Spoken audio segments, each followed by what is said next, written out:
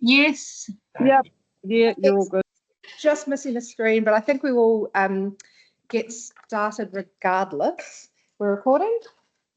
Yep. Fantastic. In that case, welcome to our Sustainability and Community Resilience Committee meeting for the 6th of November, and it's still 2024. I'd like to welcome, we've got a full committee, and we also have present in the room Len Salt and board member Kishan Rakwa from Thames Community Board. Welcome to you both. Sure. We'd like to start with the karakia, which has been done today by Reka, so please stand up. Morena, everyone. Kia hora te marino, kia whakapapa ponamu te moana. He huarahi ma tātou I te rangi nei, aroha atu, aroha mai, tātou ia tātou kātua. Huie tai kie. And the translation of that is, may peace be widespread, may the sea be like greenstone, a pathway for us all this day. Let us show respect for each other, for one another, bind us all together. Kia ora. Kia ora. Fantastic, and we're all here, so unless we've got somebody leaving early, I think there are no apologies. No? Great. I haven't got anybody registered for the public forum, and the forum is empty. Any items not on the agenda or any late items? I haven't. Can I interrupt? Your light's not on. The room mics aren't working. So we're using the table mics. Oh, I'm sorry. Yeah. I'll cut up. No, we've just got some technical things happening, but we found a way through. Our governance team is excellent. So no late items, anything to add to the agenda? Excellent, that makes it easier. Any conflicts of interest members need to declare for the items today? Also easy, fantastic. Right, we need a mover and a seconder to receive the minutes for confirmation. Do that. Rodley and Morrissey, thank you. Anything about the minutes? They're great. Okay, so we've got moved by Martin, seconded by John. All those in favour say aye. Aye. That's carried. Thank you. All right, item 2.1, climate change program update. Welcome Graham Pollard and Leslie Bypass. We've got a double act today. Excellent, thank you. So may I just check something about the minutes before we hear from Graham? We've done that already. Yeah, but are where we have someone like in the public forum who asked about something that's been going on to our action plan thing? We can pick that up. Yeah, sorry, I should have checked that first. Sorry, no, disregard that. Okay, That we offline. can chat about that afterwards. Yeah, I'm just going to get Graham and Leslie to say a few words so that we can check whether their mic's working. Those ones aren't working, Graham. So They're not working. no, so just talk. I can project if you really want me to. Those online, can you hear Graham talking? I can try. It's not clear at all. Okay, can we move No, that? it's not great. So just move them closer to the table mic. Yep. Well. Yep, we've got Martin onto that. Thank you. Kia ora now. Is it? Okay. Kia ora, Is that Ricardo, better? can you hear? Yeah, much That's better. better. Thank you. Okay. Thank you. Right, we'll take it away. Okay. Thank you, Chair. Good morning, everybody. I'd like to take the report as read, but just one or two updates because since the report was prepared, work has been continuing. You'll see in the strategy focus areas, we may well be making a clearer distinction between council's management of risk, which is about the organisation's adaptation and adaptation in the community. Now, this is for two reasons. The feedback from the community board network sessions that we've run has included the question of where is the community in all of this? And also the Parliamentary Finance and Expenditure Select Committee inquiry into climate adaptation has reported, and that is placing quite a bit of emphasis on communities and local government. So we'll need to consider that as we continue drafting the strategy. So 2 reasons for why the 3 focus areas might be slightly tweaked. But bear in mind that the draft strategy is yet to go past the leadership team. The first draft of the greenhouse gas inventory for the last financial year has actually been received since the report was written. We're still awaiting some final data just to complete that, but it's in and it's looking pretty good. It's sort of better than the previous year. In fact, we didn't have storms, has probably helped. And as per the answer I gave on the 24th of October to Risk and Assurance Committee regarding the climate change risk assessment, we will need to integrate our climate risk and general risk management. There was actually a report from the Office of the Auditor General published yesterday on 4 councils' responses to the challenge of climate change. And that's saying that we should be considering climate risk in decision reports. So that's something that, again, need to bring to the leadership team and looking at putting that into the strategy if that gets the green light from the leadership team. So other than that, that's my update on the update, as it were. Happy to take any questions. Thank you, Chair. Excellent. Before we open up for questions, I will just get a mover and a seconder to receive the report. I'll move it. Thank you, Dali. So we've got a mover and a seconder. So are there any questions for Graham and Leslie? Question, but just make a comment. Okay, just this once.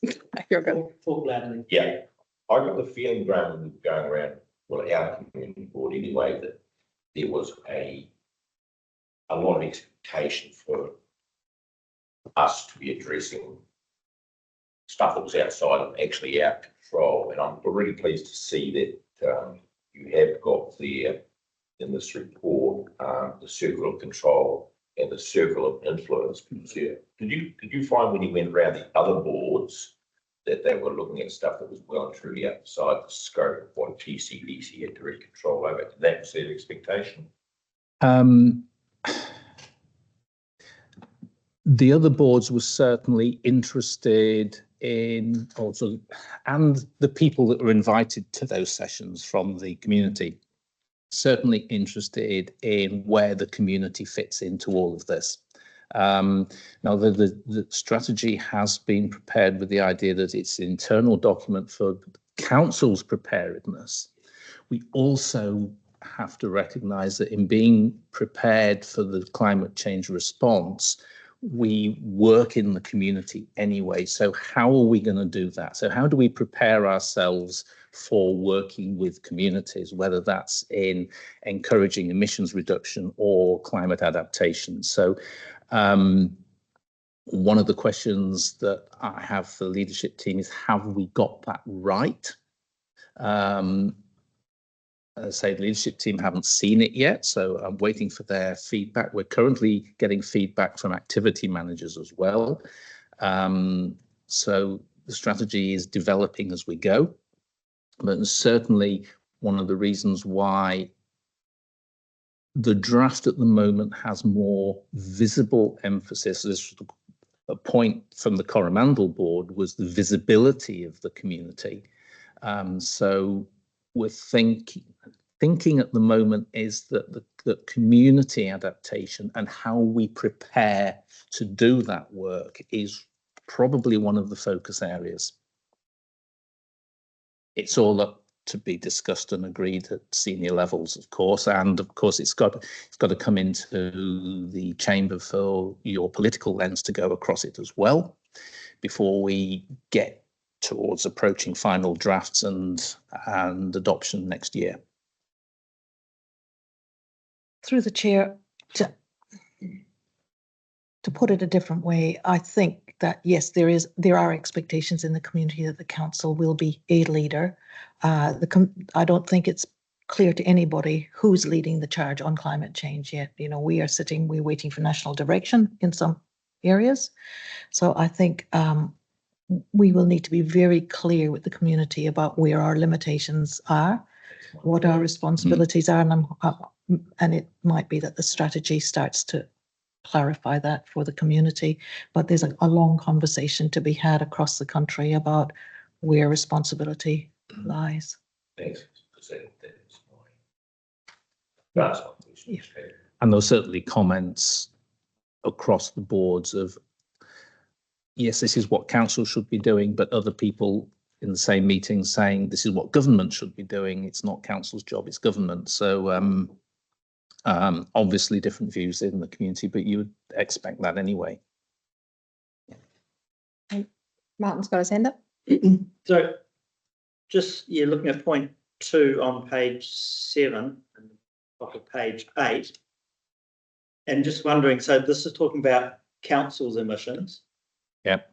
So in that reduction plan, is there any thought about having district-wide ones, and whether that's done in such a way as a company comes to us and said, we measure our emissions, they were this, we're going to be doing such and such to reduce that. So that may be a simple way to be able to indicate reductions that are being made, rather than trying to measure absolutely the entire district and then trying to get a feeling for how much they're reducing.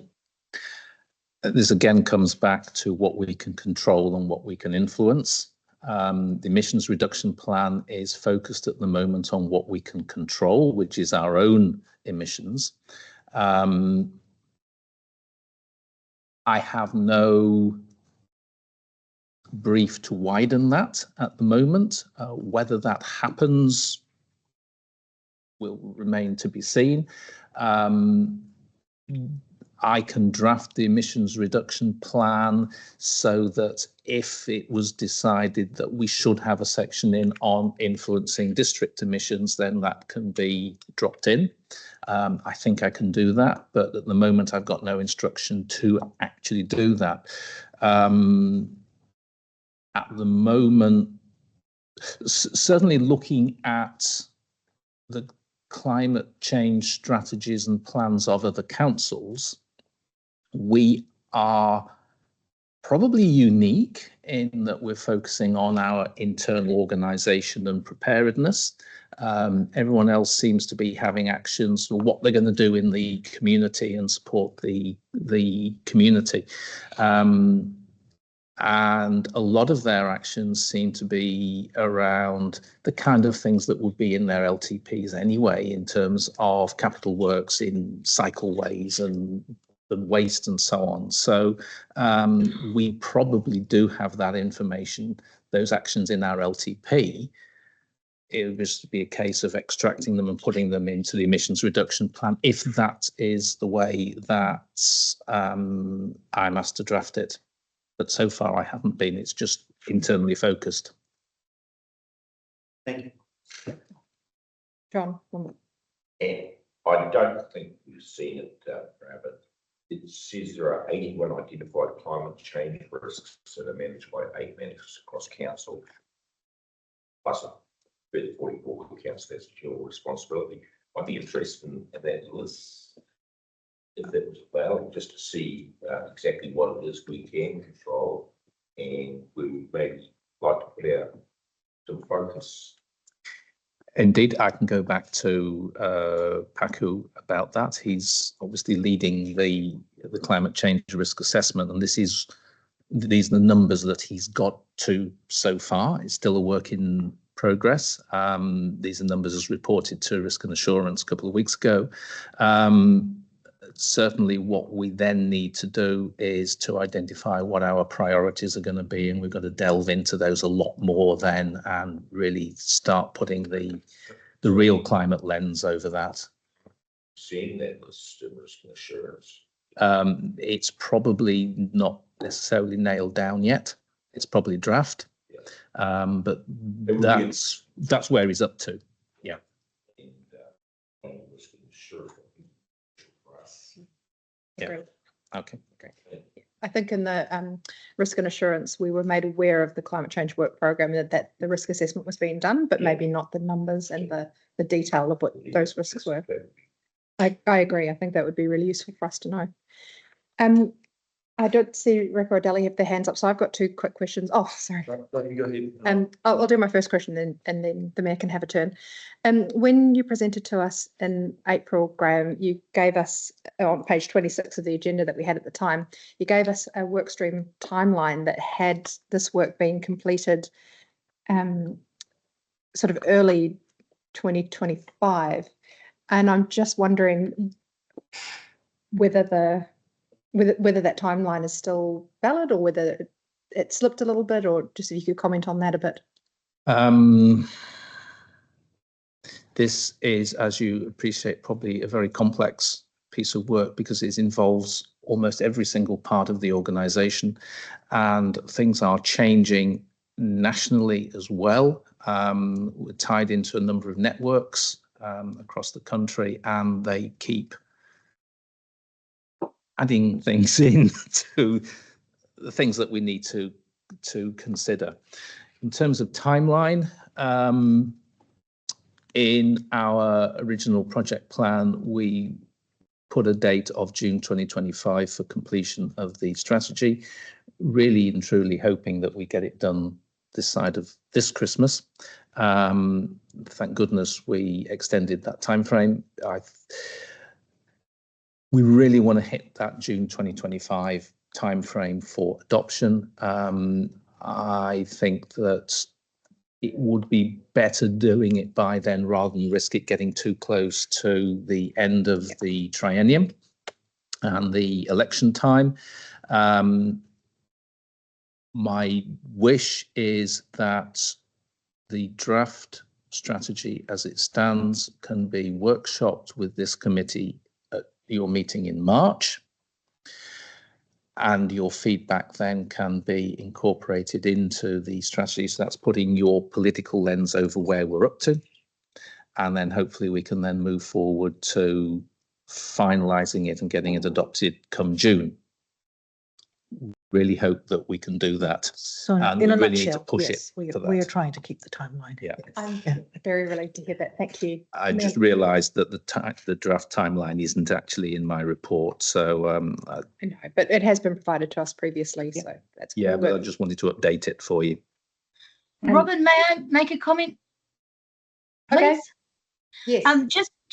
I wonder whether there might be some value in inviting all of the councillors to that workshopping session. That was my next question, actually. Oh, wonderful. We're on the You same can ask page. it.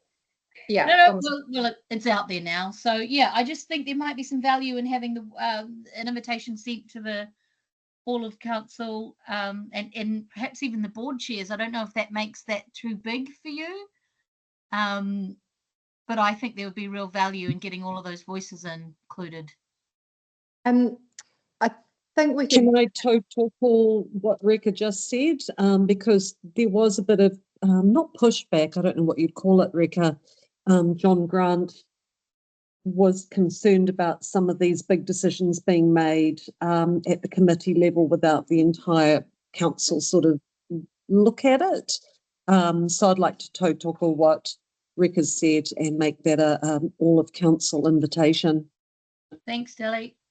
But we do have a discussion after this, which I would like to raise this at, because I think there's pros and cons to inviting the full council straight away versus talking about it amongst ourselves and then endorsing it for discussion. But I absolutely agree that we do need to be including and upskilling all of the councillors. And that was what I was going to ask Graham, but we've answered that now. Merlin. Thank you, Chair. Graham, I'm not sure if you're aware of this. The Regional Land Transport Committee, I raised a question that I think was going to be picked up by some of the staff, and it was around the effect on emissions of road closures and detours and the numbers involved. They were going to look into this, and I think, John, we should follow up on that. But my question is, have you included any work in terms of emissions and risk on the effect of road closures and the emissions increases that happen when detours are in place for extended periods of time. And just to put some context on that, at the Regional Land Transport Committee, I did some very rough calculations on an Excel sheet and come up with the number of about 27,000 tonnes for the 11 months that 25A was closed. 27,000 tonnes of additional CO2 emissions, and that's based on the NZTA emissions numbers from their official website. So have you included any of those numbers and the risk of road closures on the peninsula? The very shortest answer is no, we haven't. Transportation emissions, by and large, are not part of councils as an organisation. Our emissions inventory, there's obviously the fuel and so on that we use as staff driving around the district. Those emissions would be part of the district's emissions. The regional council tend to pick up the district-wide emissions inventory. I'm not sure when their next one is due.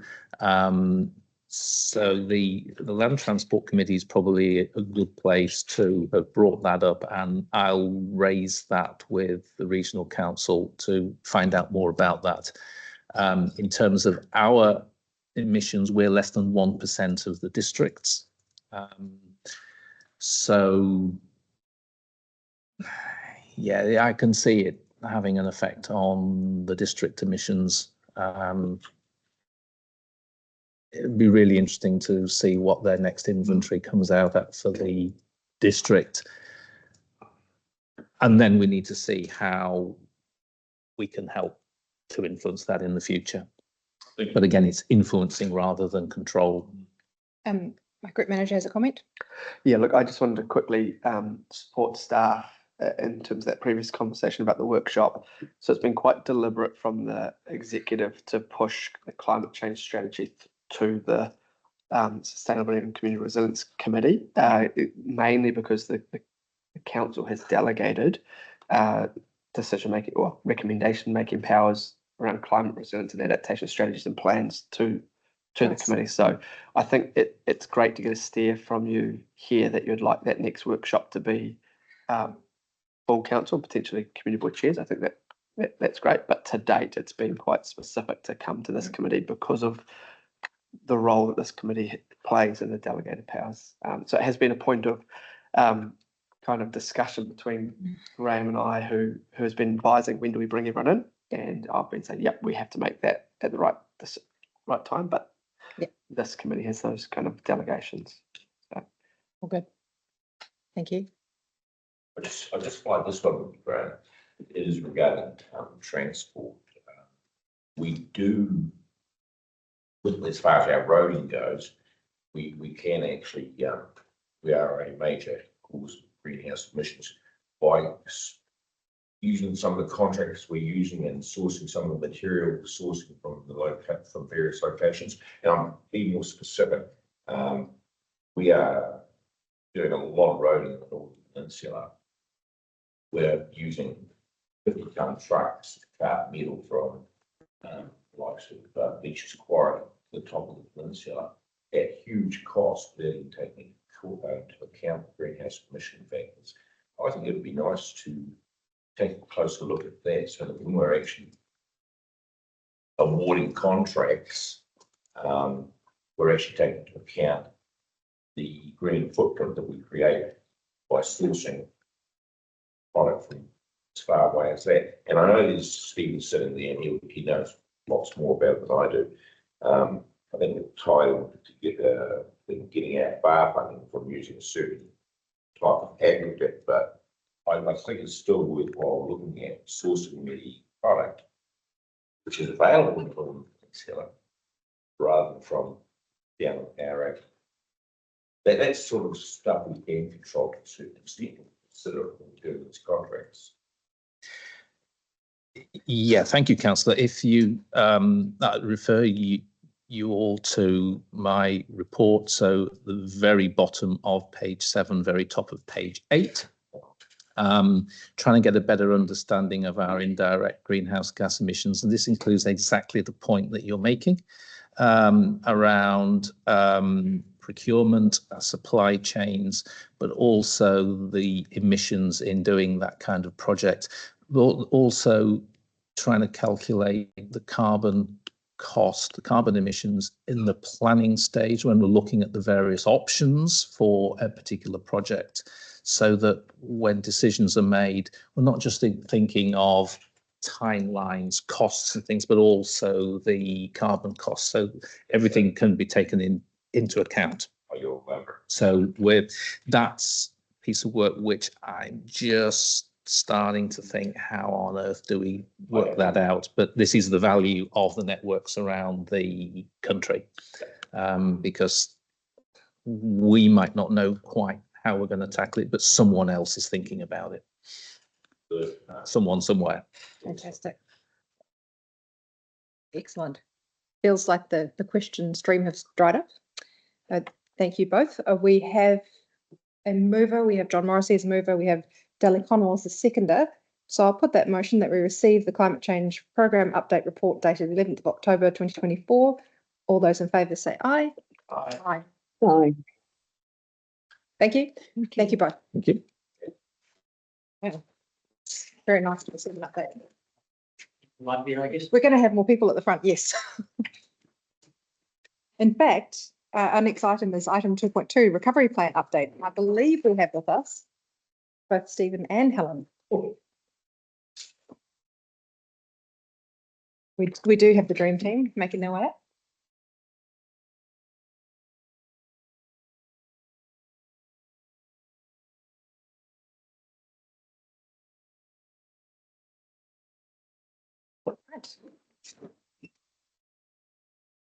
Right.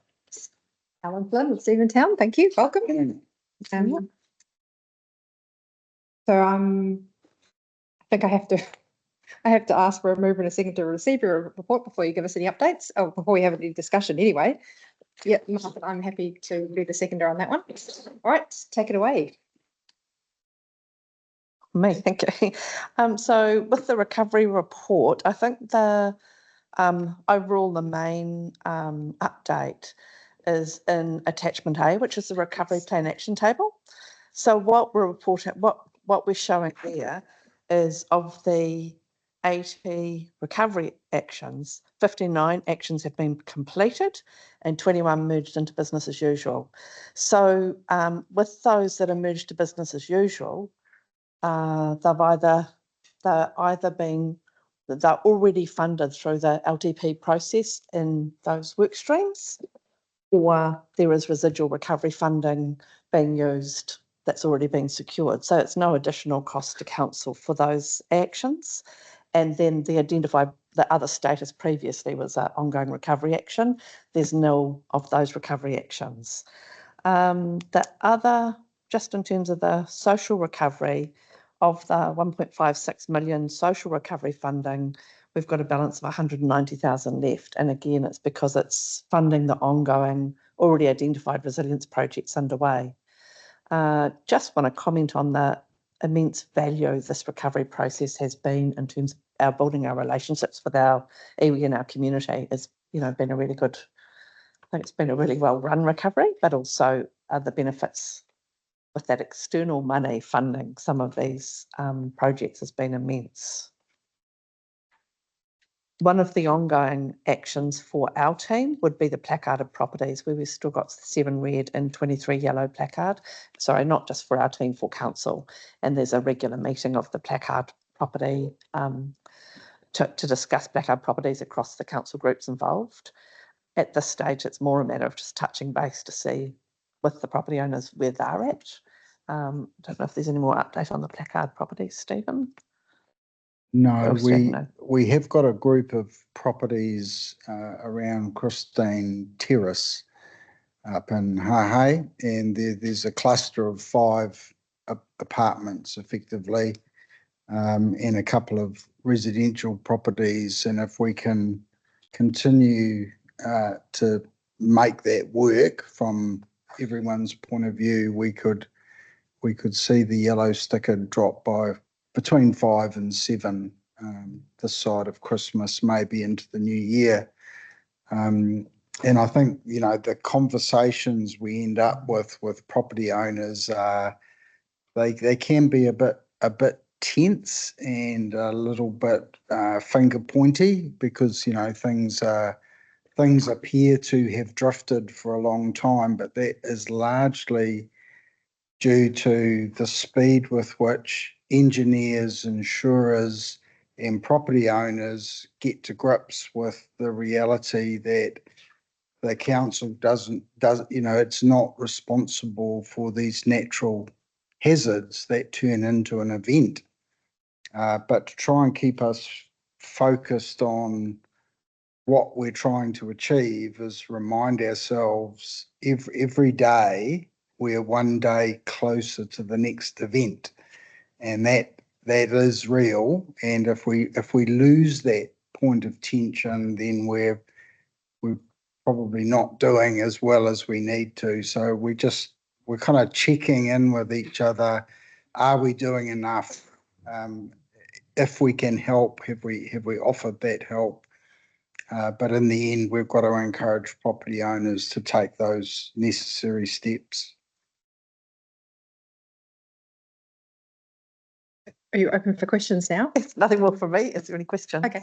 Well, actually, I was just going to say, I enjoyed seeing that there were so many green things in the status, and I also was reassured because I drive the Thames Coast every day, and I see, I know there are placarded houses still out there, and I'm reassured that the recovery plan still has us interacting with, because we may have moved on as individuals who aren't affected, but I'm really aware that there are still people who are affected by having these properties, and it's nice to know that we've still got them within our work program and that we're still looking after them. So thank you for that reassurance. But I will open up for any other questions. Martin Rodley. So I think a day or two ago that our coalition government announced tightening up on basically looking to bring an end to a program about repairs for houses that have been sold after the earthquake. I just wondered, has there been any indication that they are looking to sort of tighten up how soon red and yellow placarded properties get sorted out? Have you heard any whisperings on that space? It's probably more the discussion about when the buyout process comes to a conclusion. And as you may recall, we decided and recommended that we don't participate in the buyout program because of the situation that as we assessed it at the time. And I think reflecting on the progress that we've made, I think at the height of post-cyclone, we had over 80 properties either yellow, red or white stickered, and, you know, that number has just been shrinking. So we're not in the buyout scheme because we made a deliberate choice that we thought reflected where we were at. And to your point, Chair, that sort of, we still feel that we're in the right place. We're doing what we can, but we're not in the business of buying properties. So I think other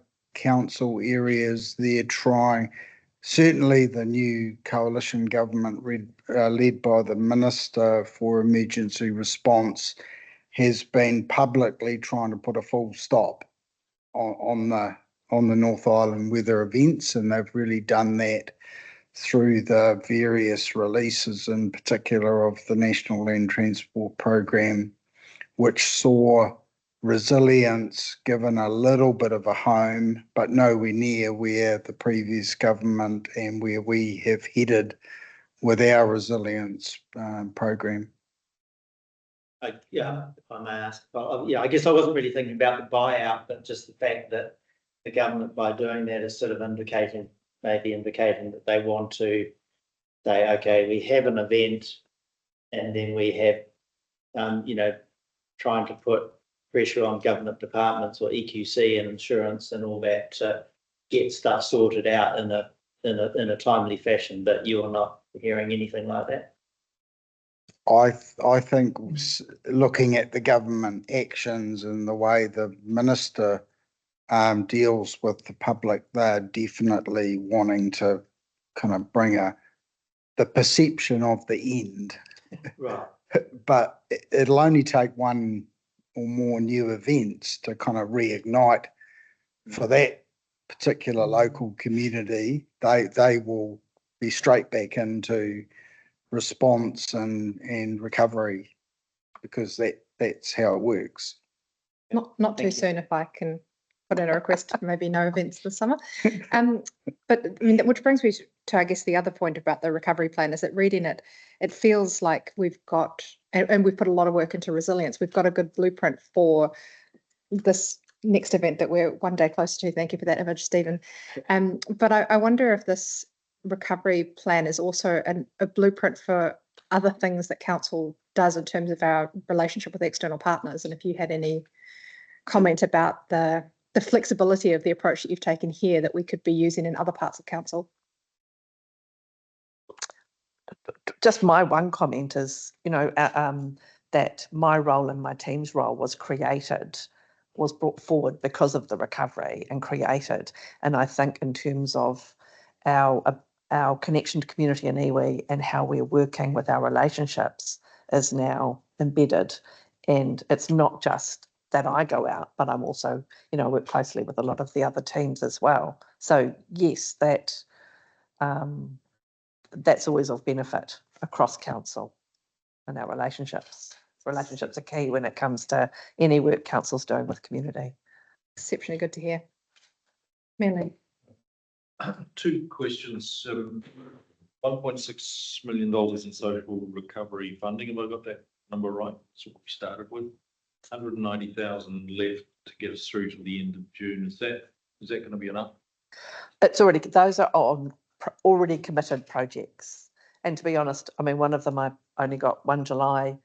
I managed to get some more money out of MSD for a driver licensing program. So the projects that we've got, it's already defined what we're going to be spending them on. So there's a bit more money to go into the Civil Defence Centre container sitting over here with resources for the deployable resources for the next event. The projects that we've got definitely are going to be completely funded by then. And Stephen, please, obviously a topic that's been top of mind for us in terms of roading funding. I should be less confused than I am about where we're at, but I think you yourself have said this is confusing because we've got multiple funds. We've got the regional land transport, we've got the NLTP, we've got recovery funds. Can you just give us a snapshot of where we are and where we're likely to end up in terms of roading, recovery, investment, and how that marries in with our wider roading? Do my best through you, Chair. So look, where we are on the resilience strategic response that Waka Kotahi, they led that, but invited us to be a full participant as we could, and we did that. The big shift that has occurred about how that could be funded is a change of government issue and a reality that we've just got to work with. So there was a $6 billion national resilience plan developed in a fairly rapid process by the previous government. That when the new coalition got itself together and had a look at where they were at, they decided to cap that fund and not pursue it. And so they had been working on what's now known as low risk, low cost resilience improvements, which would be similar to the sorts of things that you saw improved on State Highway 25A. So not just the bridge, but they spent we think around about 25 million on the rest of the route to bring it up to a better standard to be able to withstand more frequent storm events. And I think that's worked. So they would give themselves a tick at, NZTA level that's worked. We've had a couple of funding announcements which have been good because they have included more money, but we had no idea they were coming. So, there are some black box processes that occur in this activity, and we're delighted whenever somebody writes or emails to say there's some more money coming, and that's great. But we are still chasing the funding pot that would enable us to work with NZTA to plan and implement the resilience project over a 10 to 15 year period. And to do that well, we need circa 30 to 40 million per annum, but we need them to commit at a government level to be part of that program in a very full and authentic way, because that would lead us into the workforce planning and really engaging with our community at a whole new level about how we recognise that the transport network is the key to remaining connected on the Coromandel. And, we know enough about the other options to know that they're not options other than for maybe a week or two at best. We have to get the roading network up and going, and my recommendation is that we continue that advocacy. We've now had that recognition from our local member of parliament that we've got a good plan, and that we putting words in our mouth, the MPs noting that we realise we wouldn't get all that money in 1 year, and no, we wouldn't be able to spend $1 billion in 12 months. A lot of it would be wasted or not spent. So we're after the long game here, and to keep the advocacy at community board and council level. And we've got a workshop with NZTA people at staff level tomorrow. They've had a lot of staff changes, and we're going to start the process of the discussion about the resilience project again and build it up to an opportunity for mayor and council and the community board chairs to have another crack at that more public advocacy at a regional and a national level. Thank you, Stephen. And through the chair, one more quick one, if I may. 30 to 40 million per annum. Can you just give us a really quick snapshot of the distinction between local roads and state highways? Because obviously they are linked, and you work closely with NZTA. So how's that interaction with? So what we ended up with in the resilience investment case was 3 of our big and important local roads being part of that, and saying that needed to be 100% Crown funding, because, a council of this size cannot be expected to push that much investment into roading when you've got your other infrastructure, both community and underground infrastructure's got to be funded as well. So we need to stick to we're chasing 100% Crown funding. It's a legitimate new approach that I think we should encourage NZTA to see as a pilot. And when you get the pilot status, you kind of get a more explicit commitment on the right track, and that you've got funding partners supporting you. And so I think that's where we need to just keep heading. And in that package was Tapu Kora Glen and Kennedy Bay Road and Colville. And that what would happen under the resilience project is they would get the sort of lift in investment that you saw on 25A. And in one or two particular sites, you might see, and I think of something like Ruamahanga, it's going to slip again. It could be worth having a good look at Ruamahanga and saying we need a step change in the investment intervention here, because the alternative is wasteful and not the best use of public money. Thanks. Thank you. Right. We have a mover and a seconder. Thank you very much for the report. Thank you very much for the detail. I really appreciate the detail. So all that remains is to put that motion to that we receive the recovery plan update report dated the 15th of October 2024, moved by Councillor Rodley, seconded by myself. All those in favour say aye. Aye. Carried. Thank you very much.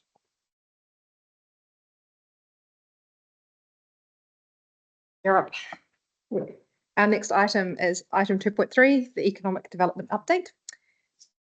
Making his way to the front is Mitchell King, economic development lead. Welcome.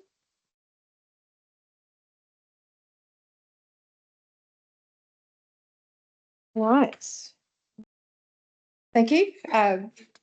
Short report this time, but there's a lot in it. So if you regional forest.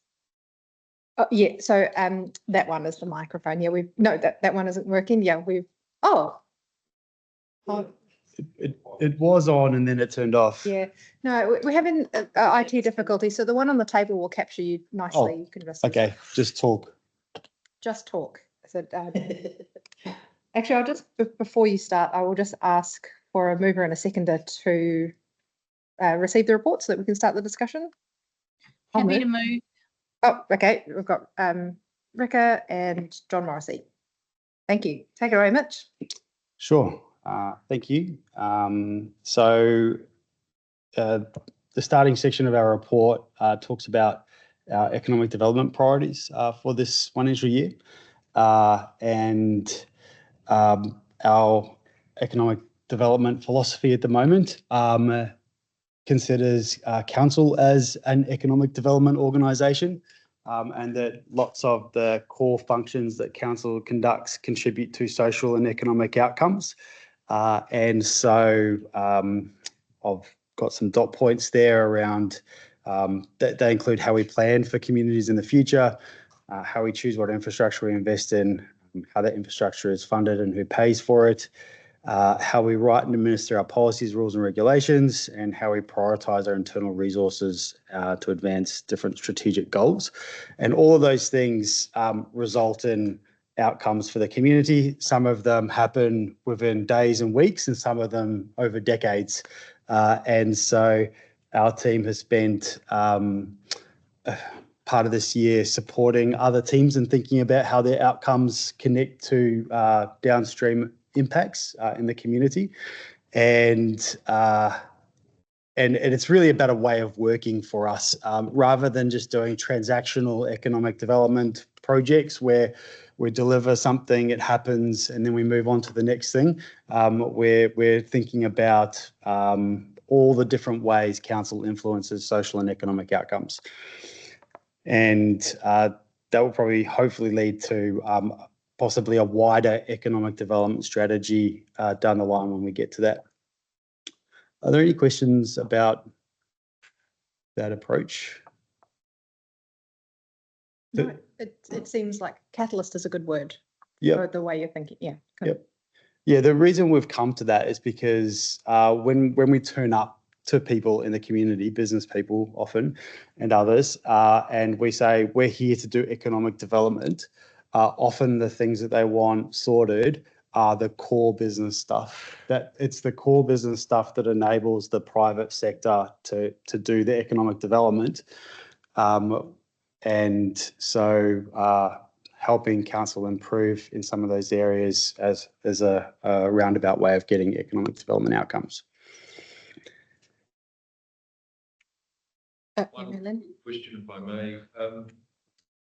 The WRC changes in their economic development pathway that they're having discussions on the moment. Have you got any updates or any thoughts around how we can participate in that, or where you see that going?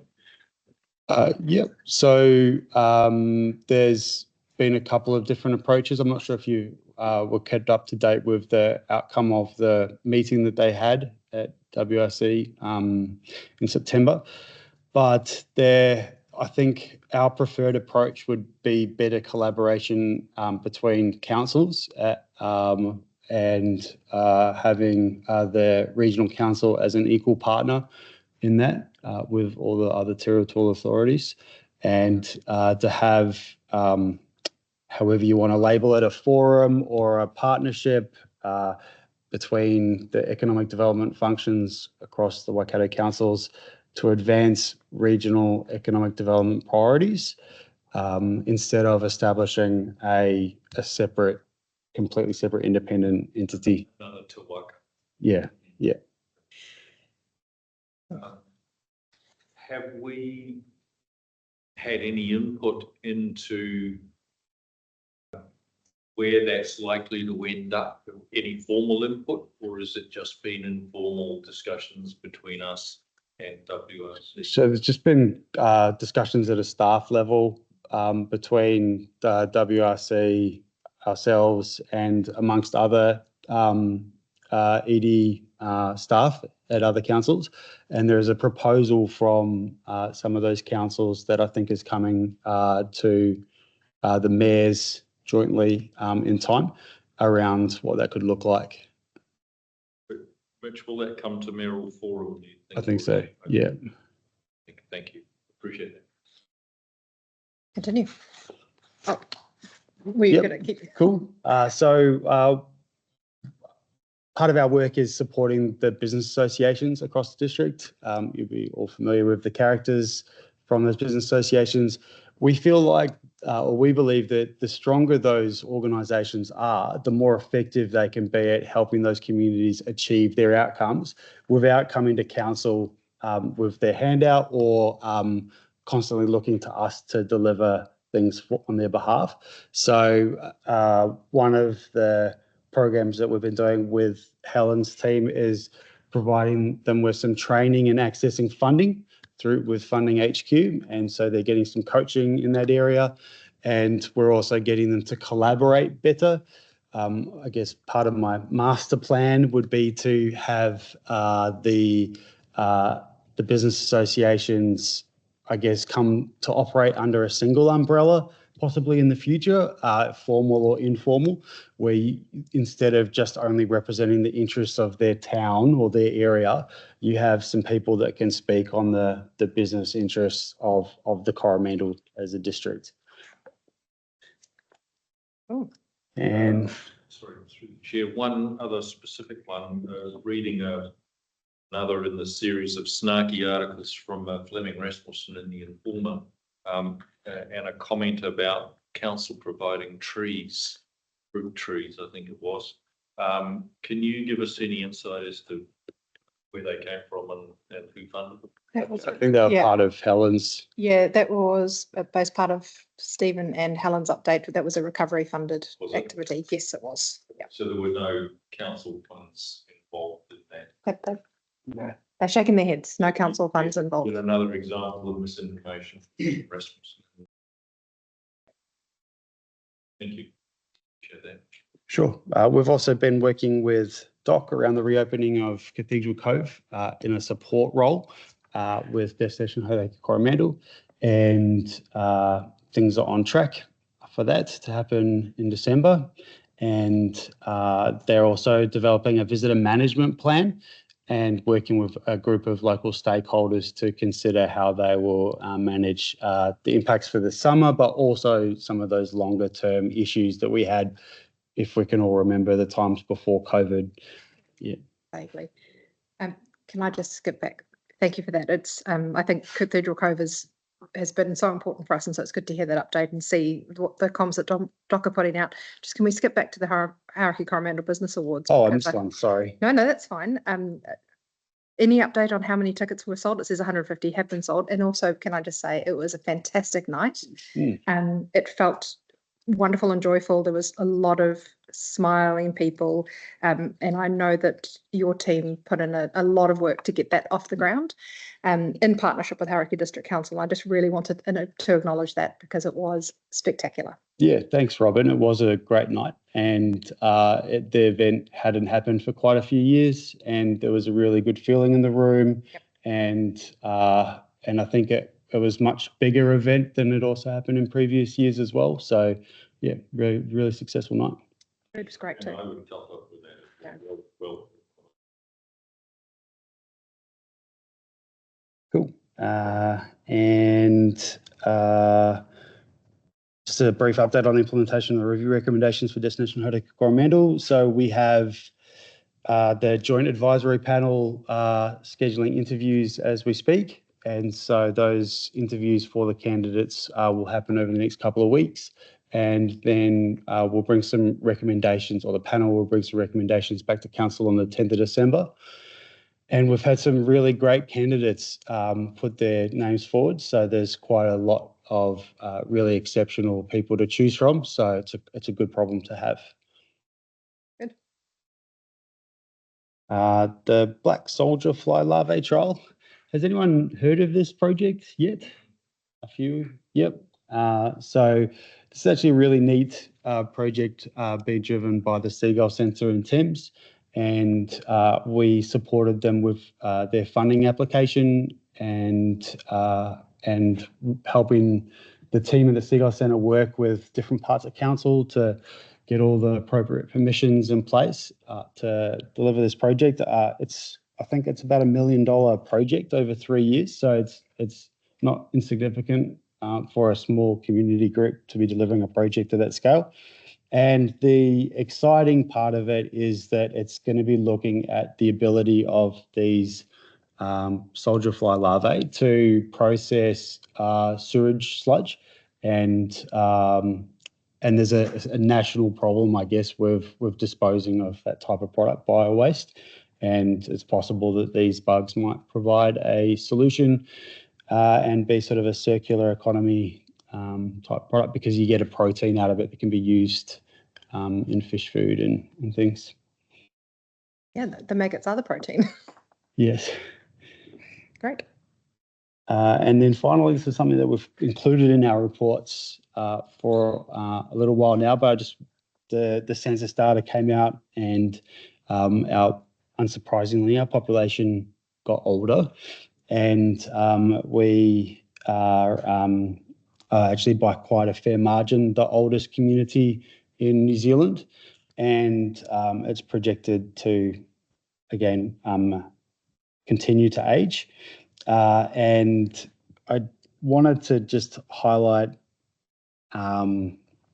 like everybody has heard of the problems that Japan and Korea have with their aging population and some of the long-term sort of social and economic issues that they'll be facing. And even though we're different because we're not a nation here on the Coromandel, but just from a thinking about the future perspective, it is a really defining part of our community. And I think some of the issues that people are already experiencing in our community around access to service, public transport, being able to get to from where they live to family members, changing housing needs, to attract workers to support our aging population, the type of economy that that population has.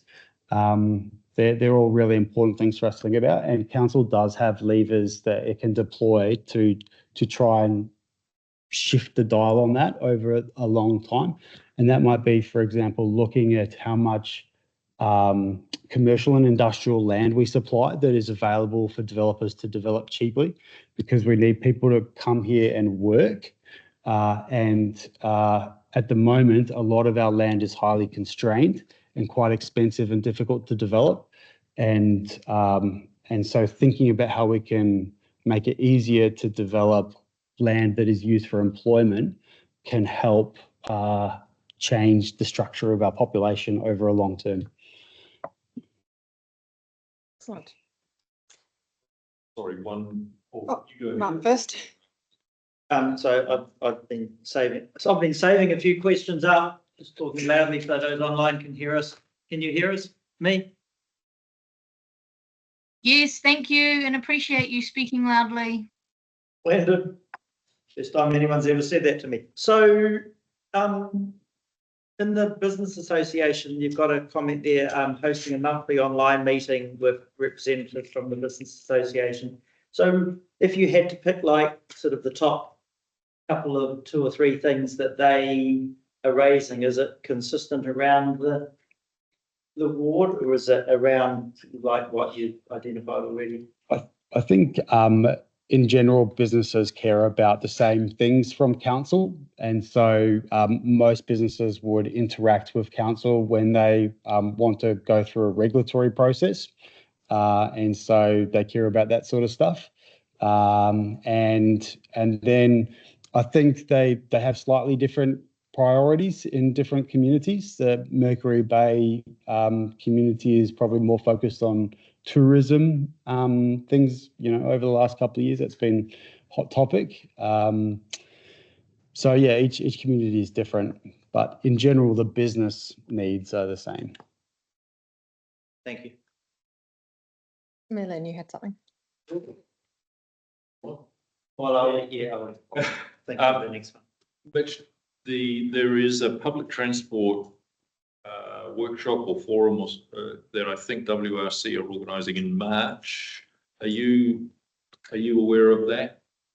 No, but is it? Have they just published their transport plan? Are they? It's part of the development of that, and I circulated something to councillors, which I might revisit and recirculate again, because I think there's value in us participating in that, and the invitation's going out. Has anyone else seen that? It went out a few weeks ago. I'll do it again. Thank you. Yeah, I think it is. Not having a bus to Hamilton is a problem. Whether that can be afforded, I'm not sure. It's part of that discussion. I believe the regional council will be consulting on this. They came and presented to us. Martin. Back to the black soldier fly larvae trial. So in here it talks about that being looking at the biosolid waste and the sewage sludge. At this point, it's not intended to see if the food waste, that's a completely separate. So they're starting with the food waste in the first year, but not with a council sourced food waste. So they're not taking food waste out of council waste streams. That was proved too difficult to try and set up in the first instance, and so they're sourcing their own waste stream for food.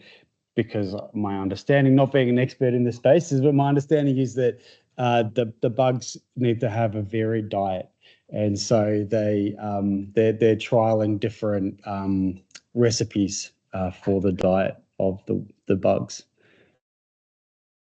Okay, so if that food waste is not coming from the curbside collection, is it coming from like the likes of supermarkets or restaurants, or? Yeah, being shipped in from any... No, the team of sourcing that waste locally is my understanding. Yeah.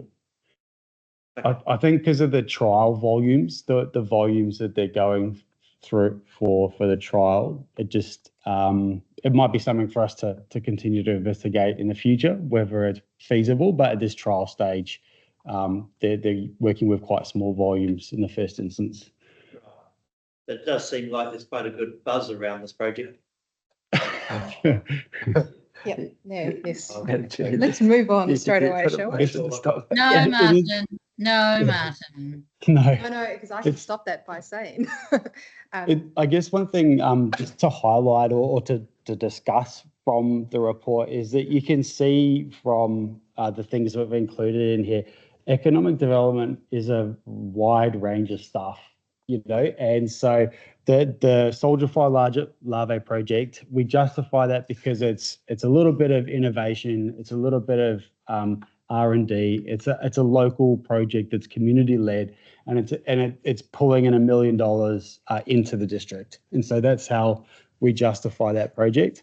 And each project, we're sort of looking for trying to get good use of our time while still delivering outcomes and delivering a mix of outcomes as well. Excellent. I think that's a good final comment. Thank you. It's a fantastic way to end what is a good report. So I have Rebecca Gary Percival as being the mover and John Morrissey as the seconder, which is to receive the Economic Development Update Report dated the 16th of October 2024. All those in favour say aye. Aye. That's carried. Aye. Thank you. Good. Thank you. And we're sort of mostly on time, kind of a little bit. Right. I believe that we have Dean online for this next item, which is district grants, the year 3 2023-24 report update. Oh, there he is. Suit and tie. Oh, fancy. Didn't know I warranted that. So I'm happy to move from the chair that we received this. Do I have a seconder for that? I do. Thank you very much, Martin. All right, Dean, any updates? Morning, committee. No, so this is the standard report that we do to update on district grants. Just a note that this is the third and final year of the grants that were given in the previous LTP. One note is obviously that the Coromandel Heritage Trust, which is the Treasury, closed its doors during this last period. And so that's subject to separate and ongoing discussions with council. So I've not included any detail about that in this report. Otherwise, all the grant recipients had a positive year. They're across their KPIs, or the ones that they might not be meeting, they're actively managing. And, there's quite a few examples of where, because we're in year 3, although they might not have been meeting a KPI as it's written, they've been doing additional activities. So an example of that is Age Concern, that have struggled with the numbers of referrals for their accredited volunteer service, but instead they've been doing steady as you go driver training, providing counselling and collab movement sessions and things like that that weren't included in the original funding agreement. Happy to take any questions on the report. I'll open it up then. Anybody got any questions? They're fine in the room. Anybody online have any questions? Dean, it was on. Yeah, just wondering, Dean, hi, looking very smart this morning. I'm just wondering, like with the Coromandel Heritage Trust, what happens to that money? Does that stay in our coffers while they sort out what they're going to do or how they open their doors? And I understand they've got that relationship with the School of Mines, or does it stay in their bank account and they just report into us? Yeah, good question. So there's two parts to that. One is that the period that was reported on for the last 6 months, we have still got that money in our coffers. Second of all, what we have agreed through the LTP is to roll over the funding for those district grant recipients.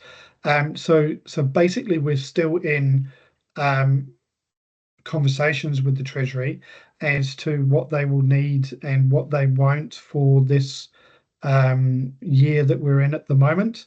They do have an ongoing cost to maintain the archive, to keep the archive ticking over while they're trying to consider this long-term solution.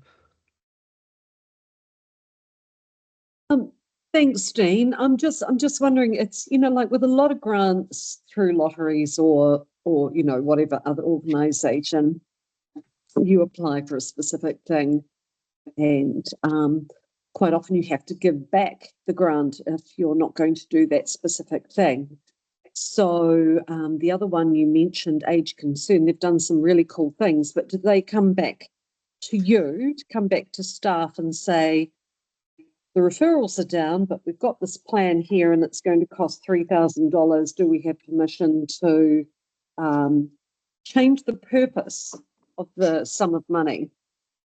Just thinking of our liability to the ratepayer to know that people aren't having a laugh. They're actually being culpable or responsible for the money that they're being given. Another good question. So we haven't changed the KPIs for the last period. That's why they're still reported upon and they've been assessed on the basis of the KPIs for the last 3-year period. However, in creating the KPIs for the next 3 years, we have now updated those district grant recipients funding agreements. So, for example, the age concern one will now include the additional pieces of work that they'll do around Chinrag, CAF, the Steady As You Go, the collab work. So that will now be included in the new 3-year agreement with them. The other thing that is in all of the new 3-year agreements is a request for them to attend community board meetings so that they can share stories and also come to this committee once a year. That's really good. That's really good. I was just thinking that perhaps they weren't meeting their current KPIs. I can understand that you're changing that to the next round, but would they have had to make an adjustment or put something in writing for this period to say we're changing the use of this money? So for the period that this report is for, no, which is why they've been assessed as still generally meeting their KPIs, because although there was the one KPI where they had 64 volunteers instead of 90, we've assessed that as not being met but being actively managed. But all of their other KPIs were being met. So on balance, we've made the decision that they have met their KPIs generally. Perfect. Thanks, Dean.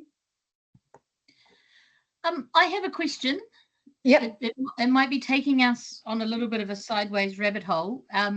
Dean, just looking at the Sports Waikato, their, RAG status update. Sorry, I've got the wrong mouse here. With regards to the the priority project, the document that they presented to us, and it had all of the outcomes, which council didn't support. What's the next steps on that? Or do we want to have this conversation offline? Yeah, I can briefly answer the question now. Obviously, this report that's presented today is about the last period. What you're talking about is the new play and active recreation plan. Yes. So council just received that report, didn't choose to adopt it. So we have had discussions with Sport Waikato that they would come back to full council and conduct a workshop similar to the one that they did with this committee, at which point they'd be ready to put the report for adoption again to council. And some of the feedback that was given from around the table has already been used to look at how that document could be updated or not. But yeah, that would be outside of the report that you've got today. Yeah, absolutely. Sorry, just one last question down my sideways rabbit hole. Do we have a time frame around that? That will obviously be in the new year.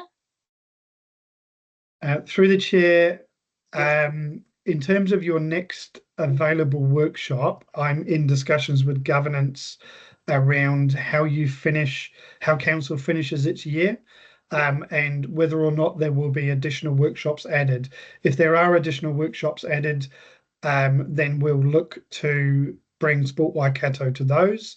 and we've given them a penciled placeholder, but we still need governance to confirm those workshops. Okay, appreciate that. Thank you, Dean. Oh, is it related to the actual report? Yes. Good, go ahead. Sorry. That's all good, Rebecca. So just, yeah, two hopefully quick ones. The Sport Waikato on the list of their table with the, I'm going to say orangey, yellow and the green. With the one that's partway down page 37 about driving key outcomes, it seems a little bit arbitrary maybe about how that's yellow rather than green, because they've been supporting, but the kind of, well, not hold up, but it's been council that has been, yeah, I mean, how is that sort of listed as not having met that particular KPI? Yeah, through the chair, I would agree with that assessment. They have been coming to the steering group meetings. They have been contributing to all of the discussion around those two projects. So they've upheld their part of the bargain.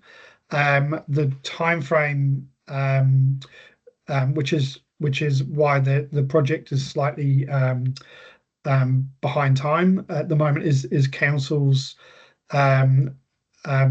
business. So it's probably not fair to mark that as amber. Okay. And one further question, if I may. Yeah. So at the top of the report, it's got with the executive summary, and this is the third year, 23-24. So, did you say were these rolled over for the 23-24 year, or are they rolling over for 24-25 as well, or are we deciding that next year? Can you remind me of where we're at with that? Yeah, through the chair, there was a decision made in December 22 to roll over all of the grant recipients while we conducted a review of how the grants policy works and what we grant fund and what we don't. And so the decision was made to roll these over for a 3-year period. So all of these recipients in May had a meeting with myself and the general manager to work through what their KPIs would look like for this next LTP period. So they've all been, they've all had their KPIs updated and are in place, but the budget amounts have been rolled over.